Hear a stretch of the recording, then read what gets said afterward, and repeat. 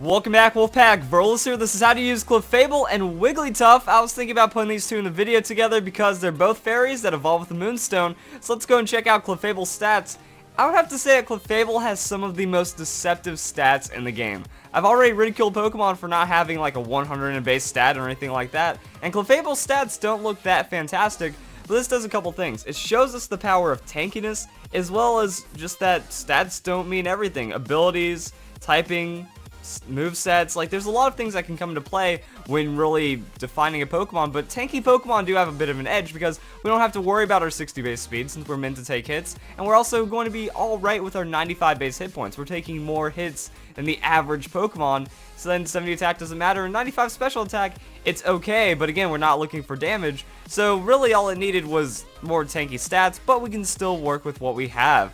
As for Wigglytuff, this is one of those weird end of the spectrum for tanky Pokemon. You can have Pokemon like Shuckle with massive defense but low hit points, or Pokemon like Wigglytuff, Blissey, Drifblim. It's all going to be about the 140 massive amount on the hit points and then very low on defenses, but it's still going to be a very tanky Pokemon regardless. Only 85 on the special attack, but we can make that work as well. Looking at Clefable's typing, it's going to be a pure fairy type Pokemon. This is something that you need to know because you are going to encounter a lot of fairies in your competitive career. So that's going to be Poison and Steel weakness, making those just a little more viable in the 6th generation. We also are completely immune to dragons, so if you see someone using Outrage, bring in a fairy type Pokemon, and then we resist Fighting, Bug, and Dark. So it works out overall, and then offensively, we're going to hit Dark, Dragon, and Fighting type Pokemon super effectively, but we are resisted by Fighting, Poison, and Steel. Look at Wigglytuff. Wigglytuff is a very strange typing. I mean, the normal fairy typing,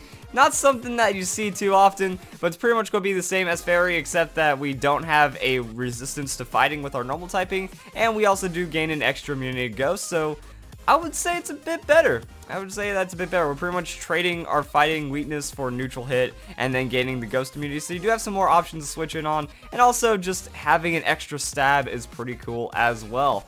Hopping into Pokemon Showdown, we can see that there's a lot of different ways to use Clefable, and even Clefairy has a little bit of viability as well. But we can see it's all about the Calm Mind and the defensive investment on probably my favorite Clefable set, which I didn't even put in the first video. So we have Calm Mind, Flamethrower, Moonblast, and Moonlight. The idea behind this is that it's amazing coverage. Moonblast, well, you're going to be resisted by Steel-type Pokemon, and Steel-type Pokemon are going to be very, very hurty to you, so you just Flamethrower them out. This is really good against Ferrothorn as well, so a lot of Pokemon that would normally stop you, just pack that Flamethrower for, and then you can handle them. Calm Mind. Boosting moves are another example of like really good moveset options. If your defenses are low, but you're tanky enough to go full tank investment and survive those hits you shouldn't have, well, that's going to give you that free Calm Mind, and now you're doing more damage, so the low special attack doesn't matter, and sustain is a big one. Talking about Blastoise in the previous episode, I mean, if it had any sustain, if it had recover, if it had some way of gaining health, it'd be so much more usable, and Clefable has that, so Moonlight also a really good option. Then what we do is we just max invest the defense, max invest the hit points, because we have that Calm Mind boosting our special defense, and this Pokemon actually does really well, even though its tanky stats don't look that great. Imagine if it had a higher tank stats, you know, 105 on the hit points, 85 on the defense. It would be even more of a filthy Pokemon. That's not something I want to talk about. Like, that'd be absolutely terrifying. And the item, I'm thinking Leftovers. Leftovers is going to give you a lot of sustain throughout the game. Now, the biggest part about choosing a Clefable, besides the moveset, is going to be the ability, because the ability can change the entire Pokemon, since it has Unaware and Magic Guard. Both of these are really good. Magic Guard ability can only be damaged by direct attacks. That way, if you get burned, poison, stealth rocks, you're not going to take that if you have a Magic Guard. So it's going to make your Clefable look a lot more powerful because that's the tankiness. You have sustain, you have boosting on those defenses. You want to be on the field for a long time. Kind of sucks if you just eat a Toxic and then you're down for the count anyways. So that's not fun, that's not something you want to deal with. However, at the same time, Unaware is incredibly powerful because you ignore your Pokemon's stat changes entirely. If they're boosting their special defense with Calm Mind, their Calm Minds mean nothing, and then you're going for a sweep because now you're getting free setup on the Calm Mind. Or if your opponents use Swords Dance. Swords Dance is an incredibly snowballing move, but Clefable can come in there. It's like the ultimate reset button. Clefable doesn't care whatever's going on in the battle, it's going to come in and do its thing regardless, and that can help you if your opponent's going for like a massive setup sweep. Clefable ignores it, and you win. Now you can also remedy this by not having your opponent set up in the first place and having some other tanky Pokemon deal with that, in which case you can run that Magic Guard. Also, there's some other moveset options you can take. There's Cosmic Power. So what Calm Mind does is it has a huge advantage in gaining special attack and special defense. If you use a couple of Calm Minds, you're going to have more damage than you expect. Just go into Moonblast, go into Flamethrower, and you can actually find some good sweeps. However, with the Cosmic Power, you're gaining defense instead of special attack, and this means that you're going to not have to worry about your defenses as much. So, special defense nature, and then you can max out defense, max out hit points, and then now you're actually going to be a lot more of a balanced tank, and you become tankier from all fronts. That this Clefable does have to worry about overwhelmingly powerful like choice banded hits or Iron Head from a stab Pokemon, it's not going to be able to set up against it. Now in other cases, you can eat Flash Cannon, you can eat Sludge Bomb, you can eat any crazy special attack once you've got that Calm Mind set up. So Cosmic Power is going to work in that regard, and then it lets you gain access to the stored power. Now this moveset is weird because stored power is going to be your big damage, and you're not going to have stab, and that's just going to kind of feel awkward. But the only thing same type attack boosting does is it gives you damage. Go Cosmic Power a couple times, Stored Power, and then you just win. Also, Toxic is a nice backup with that Moonlight because you just become so tanky that, if your opponent's trying to hit you down, then you just Moonlight 2, 3, 4 turns with the damage, and Toxic's going to be making them feel really bad about it. Now, Citrus Berry can also be an option when you're running some kind of tanky set because you're getting a quarter of your hit points in one turn. It means that you're not going to have to Moonlight for an extra turn in a lot of situations. So, Cosmic Power, Citrus Berry heals you up, Cosmic Power, and then you have to start worrying about the Moonlight instead of like Cosmic Power once, Moonlight, Cosmic Power twice, Moonlight, because you just feel the damage is kind of adding up too fast, so you're not going to be able to do that, but you are getting more here in the long run. If Clefable is on the field for 5 more turns, or 5 or more turns, then that means Leftovers was more effective healing, but Citrus Berry giving it all at once is an extra turn of free stats, so it's up to you. Now with this, I would want the Magic Guard. I'm not focusing on like trying to get damage down, because if you're running Unaware and you go 2 Calm Minds, 3 Calm Minds, and they're toxic, you can just try to damage yourself out of it, Moonblast, Flamethrower, get as many KOs as you can before you go down. With this set, you're not really doing that as much. You need like 4 Cosmic Power before the stored power starts getting insane. And also if your opponent tries to out-toxic you, you can counter-toxic stall them. So there's a couple of different options that you can take with this, and that's why I like the Magic Card more when going for these kinds of sets. Also, Clefable gets minimized, making it a frustrating Pokemon to deal with. Go for any one of these stat lines that you want, like defense or special defense investment. Problem with minimize is that it's not gaining you any damage, so you probably need the toxic on it, or you can take a risk and just go in for the stored power. Each of these moves is plus 40 to your base power, so I mean you minimize twice, you Cosmic Power twice, and then you're going to have a plus 180 on that attack. That's why it doesn't really matter how low or uninvested your special attack is, because the base power and stored power starts getting absolutely insane, and then you just one-shot everything anyways. So things to consider with the Clefable: ultimate annoyance but some risk, a lot more balance but not as physically ready, not as damage ampy, and you don't really have like the solid like fairy coverage that you'd want, but still does good damage in the long run and stuff like that. And then the last little bit of Clefable stuff, I mean these are just other moves, this is not a moveset anyway. You can run Wish over the Moonlight, because Moonlight unfortunately has 8 PP, so if you have the Wish, then that's going to be able to give you 16, but it might force some early decisions. So you need to be a bit more predictive, and against Pokemon that are too powerful, it's not going to matter in the end, and you'll still get knocked out anyways when you should have had the Moonlight instead. Probably works best with the Leftovers, so you at least have some form of consistent sustain going for you at all times. Then we also have Rest. Cosmic Power or Minimize set. If you rest and your opponent just can't hit you or outdamage you, you'll wake up before any of that matters. You could also Chesto Resto, that instead of like running Moonlight on any of these sets or any kind of sustain, you go Chesto Resto. Has its own risk, but has its own reward, that you get one huge burst heal that on the Minimize set or the Cosmic Power set. So if you get 1-2 Cosmic Power, 1-2 Minimize, and then you rest, and then you get an extra Cosmic Power Minimize, by the time you rest again, you're going to be too tanky for your opponents to knock you out, and that's something to consider. And then also Ice Beam, just extra bits of coverage. Just Moonblast though, with that Flamethrower, some of the best coverage combination you will find on a tanky Pokemon. And then lastly, we have Clefairy. Clefairy is going to be really good in doubles because it has Follow Me with Eviolite tankiness and a Friend Guard.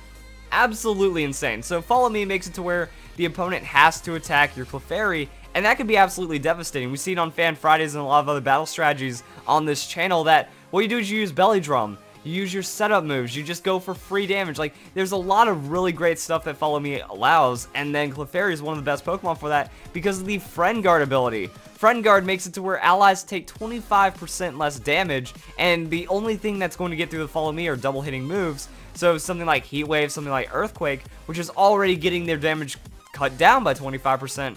So it makes it to where you're not going to take as much damage from the moves that bypass that Follow Me, and then the Pokemon next to you is going to be just fine.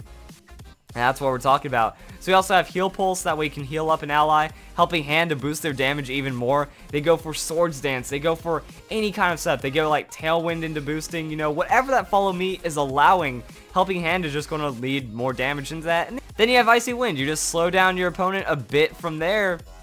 Good to go. Now, instead of running Heal Pulse, you can run Moonlight for yourself. A couple other damage options, a couple other things Clefairy can do, but this is going to be the core of being super tanky, super frustrating with that Eviolite. I would go for a more balanced setup, so, you know, some hit point investment, but not full hit point investment. Maybe around 200, then the rest is going to go into defense and then special defense, and then whatever nature you feel, depending on what the meta is. Meta has more special defense Pokemon, special defense nature. Meta has more defense Pokemon, defensive nature, and then this is going to be really tanky after that Eviolite. Very frustrating to knock out. Follow Me is crazy, and then it makes your sweeper Pokemon do absolutely insane things. Now it's time to look at Wigglytuff. So we do have a lot of Wigglytuff sets here, and this video is already dragged on for a bit, but the idea is like Life Orb into competitive, hope for the best, because competitive is a ability we don't see too much, and your opponent might not realize that Wigglytuff has it. Special attack is raised by 2 for each of its stats lowered by the foe. Opponent brings in an Intimidate Pokemon. Now you're ready to smack them around with some crazy amounts of damage. Dazzling Gleam, Ice Beam, Flamethrower, and Charge Beam are kind of what we're looking at. Now we also do get access to the Hyper Voice, so depending on if you want like higher base power stab or better coverage, that's up to you. Like the Ice Beam, Flamethrower, Dazzling Gleam, this is crazy. And I do like the Charge Beam. It's kind of the failsafe. That if you Charge Beam, get that boost, and then competitive doesn't activate because they don't have any way of lowering your stats or anything, you know, at least you're boosting, you go into Life Orb, and then the damage becomes okay. Problem is on the Wigglytuff that we don't really get a lot of special attack. Like 85 special attack isn't that great, but if we had a 100-105 special attack, that would be game changing. So in that case, you go like heavy defensive investment with special attack investment, and you can also just run like a modest nature or something like that. Now the reason why I'm going with defense investment instead of hit points is because if the opponent has a much higher amount of hit points and defenses, it's not worth investing into the hit points, because look at this. We go from 126 to 167. That's what, 40% increase in our stats compared to if we're doing our hit points, 421 to 462. That's 10% increase. We're getting way less out of our stats than if we were just going with other defenses, and that's a problem I had in the first strategy guide. First strategy guide says go simple, max out the hit points, and this was before I really learned about how the damage calculation works. So with this, you're going to get a lot more tankiness out of your Wigglytuff, and you're getting a lot of damage. So then you get to blow them up with Stab, Dazzling Gleams, or maybe some super effective coverage. This is kind of the same idea, except choice specs and also showing the other moves you can run. If you don't want to run the Charge Beam, Hyper Voice, Grass Knot, Focus Blast, whatever other coverage you want to put in, and then choice specs instead. This is going to work out pretty well. I would go for the same EV investment, and it's pretty much, alright, I'm a 3-hit KO Pokemon, maybe less, depending on what I'm going up against. I'm going to either 1-hit KO you with super effective hits, or I'm going to neutral you down pretty effectively. Just lots of choice specs damage, lots of tankiness. Wigglytuff isn't seen a lot because of that, but overall, you can find ways when it works. Very, very hard Dark type counter as well. Just come in, Dazzling Gleam on the specs. Still really tanky, so you can switch the hit, and if your opponent switches in, they're eating a very powerful Dazzling Gleam as well. But then I just want to play some absolute filth Wigglytuff, because it has a cute charm ability. 30% chance that you will make a Pokemon get infatuated when they make contact. So that's pretty much like a free attract. And that's why you want to run a female nature. Most of the Pokemon in the game are going to be male, just statistically.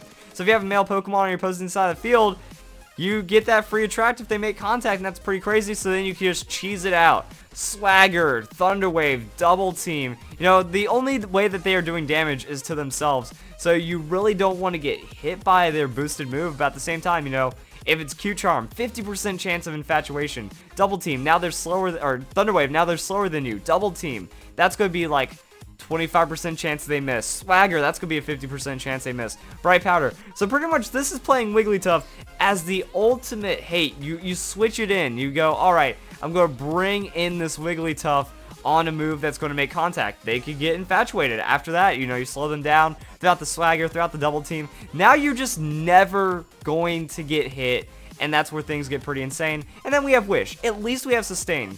So, unfortunately, we don't have a lot of direct recovery. Like, we don't have Recover. We could go with Rest. So, I mean, Chesto Resto on this could be kind of funny as well, but I just like the idea that, you know, you wish it up, you get a lot of health back, and then you're good to go from there as they're just completely hacked out. Now, you might have noticed I didn't put Moonblast on any of the sets.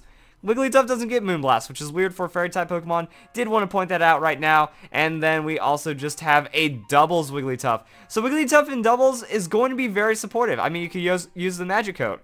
Just in case they have Dark Void, just in case they have some kind of status, throw up the Magic Coat, hope for the best. You have Heal Pulse to help out an ally. You have Icy Wind to slow them down. And you have Disable to kind of weaken the power of a very powerful offensive Pokemon for your team, or for your opponent's team. I mean, Wigglytuff, it's really weird. It doesn't get a lot of usage because its stats are kind of okay. Like, the high amounts of hit points that you don't have to invest into getting you decent defenses, it works out, but at the same time, you're still kind of slow.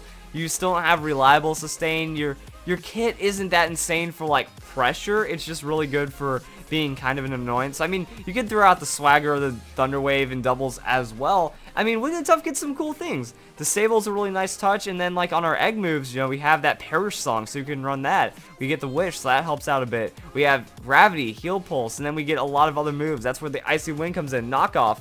So, if it pressured more damage, I mean, even pre-evolution moves, that's where we get our Hyper Voice from and stuff. It could pressure, if it could pressure more with, like, stats or damage or something, it would feel a lot more powerful. But I mean, it does have a very basic supportive moveset, and it can do some really fun stuff, has access to Psych Up.